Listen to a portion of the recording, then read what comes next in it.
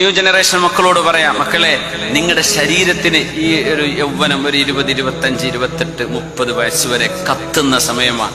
ആരും ഉപദേശിച്ചിട്ടും തലയിൽ കയറില്ല. പ്രേമത്തിലെങ്ങാനും കുടുങ്ങിപ്പോയോ ആരും പറഞ്ഞിട്ടും കാര്യമില്ല, നിങ്ങളെ തലയ്ക്ക് അത് കയറൂല, ആണായാലും പെണ്ണായാലും. പിന്നെ ചിലത് അനുഭവിച്ചറിയേണ്ടി വരും, അതിന്റെ പരാജയവും അതിന്റെ ദുരന്തവും. പിന്നെ മാതാപിതാക്കളൊക്കെ അങ്ങോട്ട് തള്ളിവിടും, ഇനി എന്തോ ആയിക്കോട്ടെ, പറഞ്ഞാൽ കേൾക്കാൻ പിന്നെ അങ്ങനല്ലേ ചെയ്യാൻ, എന്തോ ആയിക്കോട്ടെ എന്ന് പറയും.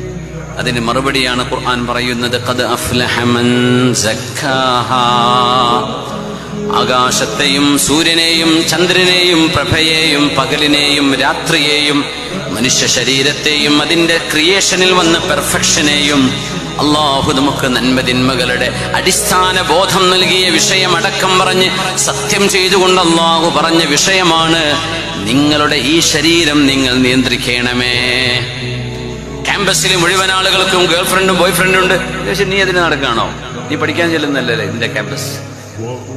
അങ്ങനെ ഒരു നാച്ചുറൽ ഇംഗ്ലീഷ് ഉണ്ടാവും. നിനക്ക് നിക്കാഹ് ചെയ്ത് ഹലാലായ ഒരു ഭാര്യയെ ലഭിക്കുന്നവരെ നീ നിന്നെ നിയന്ത്രിക്കണം. അതിനാ ശറഅ് പറയുന്നത്. എന്നല്ല തോന്നിയ പോലെ നടക്കണോ? കിട്ടാത്തത് കൊണ്ട് അങ്ങനെ ചെയ്യുന്നു, അങ്ങനെയല്ല.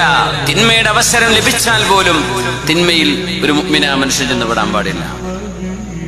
قد أفلح من زكاها وقد خاب من